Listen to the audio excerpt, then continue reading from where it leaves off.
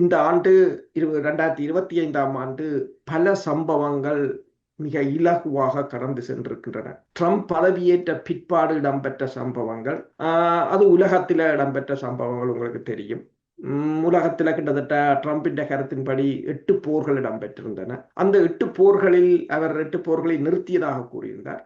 அதில் முக்கியமானது இந்திய பாகிஸ்தான் போர். அதுதான் இந்த இந்து சமுத்திர பிராந்தியத்தின் தலைவிதியை தீர்மானிக்கும் ஒரு போராக இருந்தது. அந்த சமரை இந்தியா இழந்தது பூகோள அரசியல் ரீதியாக மட்டுமல்லாது படைத்துறை ரீதியாகவும் ஒரு தளம்பலை ஏற்படுத்தி விட்டது. உங்களுக்கு தெரியும், அதற்கு முன்னர் இந்தியா அதாவது 87ஆம் ஆண்டுகள் அமைதிப்படை வந்த காலத்துக்கு முதல் இந்தியா ஒரு 1971ஆம் ஆண்டு இந்திய பாகிஸ்தான் போர், பங்களாதேசத்தை உருவாக்கிய போரில் இந்தியா ஒரு அப்பர் ஹேண்டில் இருந்தது. இந்தியா அந்த போரை வென்றபடியால் இந்தியா அந்த பிராந்தியத்துக்குள் ஒரு மிகப்பெரிய ஒரு சக்தியாக தன்னை அந்த போரை காரணம் காட்டியே தன் பிம்பத்தை தக்க வைத்துக் கொண்டிருந்தது. ஆனால் 2025ஆம் ஆண்டு அதை தலைகீழாக மாற்றிவிட்டது. அதில் இன்னொன்றை நீங்கள் யோசிக்க வேண்டும்.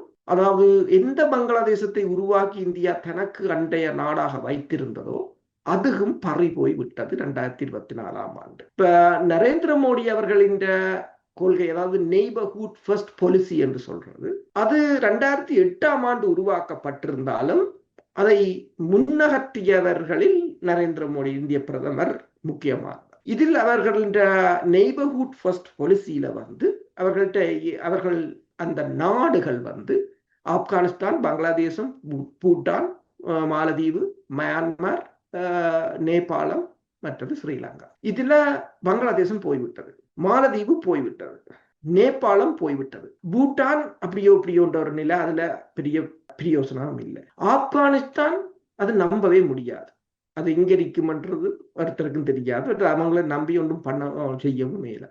அப்ப மிஞ்சி நீங்கள் எல்லாத்தையும் கழிச்சு பார்த்தா மியான்மர் அதை விடுங்க, அது ஏற்கனவே உள்நாட்டு போர்ல சிக்கி போயிருக்கிறது. அவன் சீனா தான் அதுல முக்கியமான பங்குதாரராக இருக்கிறார். அப்ப மியான்மரும் ஒரு நிலையற்ற தன்மையாகத்தான் இருக்கின்றது. மியான்மரிலிருந்து இந்திய நிறுவனங்கள் கூட பல அண்மையில் வெளியேறி இருந்தது உங்களுக்கு தெரியும். இப்போது தனியே இருப்பது இலங்கை மட்டும், ஒன்றே ஒன்று இலங்கை மட்டும்.